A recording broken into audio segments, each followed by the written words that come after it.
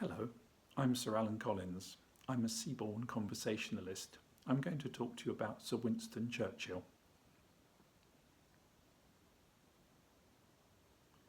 My career was as a British diplomat. I was the ambassador to a number of countries around the world, and one of my postings was to be the British representative in New York. While there, I was invited to Hyde Park, the upstate home of President Roosevelt, to see the unveiling of a bust of Winston Churchill alongside one of President Roosevelt. This sparked my interest in Winston Churchill.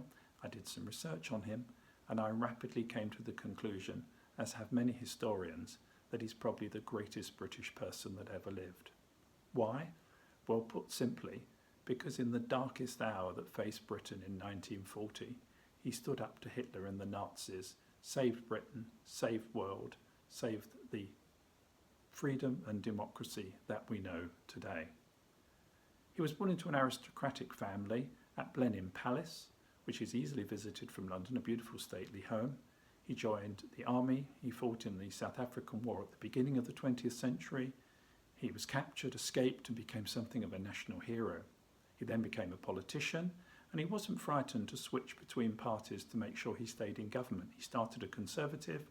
When Liberals won an election, he became a Liberal, and subsequently when the Conservatives won again, he switched back to the Conservative Party.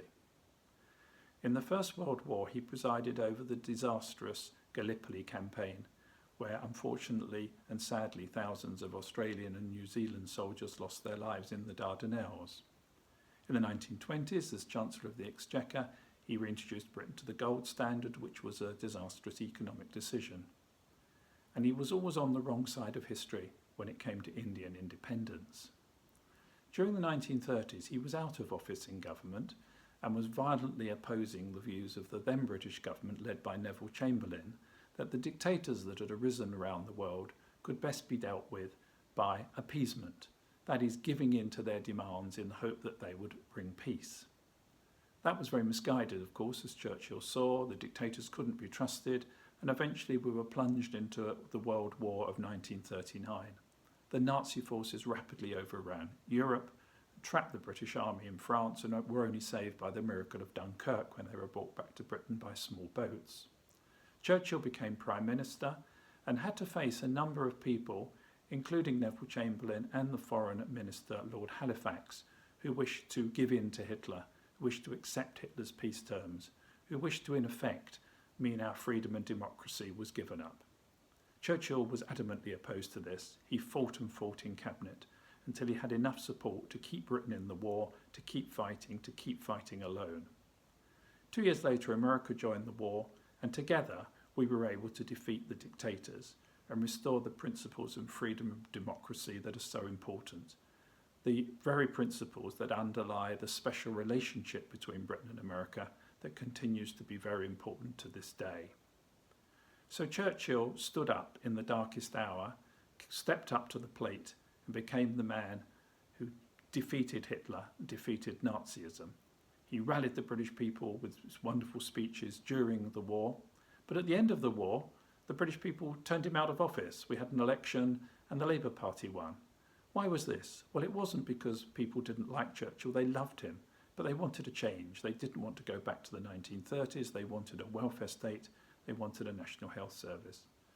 So Churchill retired to his lovely country home at Chartwell, which is again very easy to visit from London, and I strongly recommend people to do that, and played out the rest of his life there.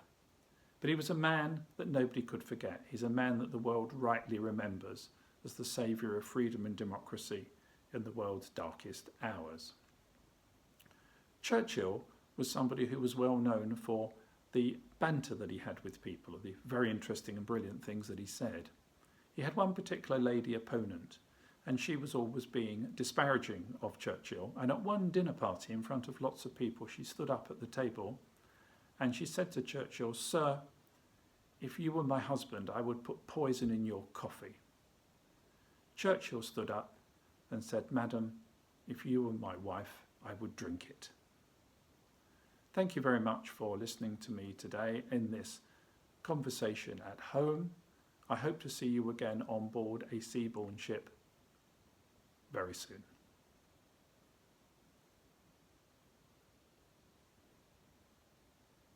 Thank you.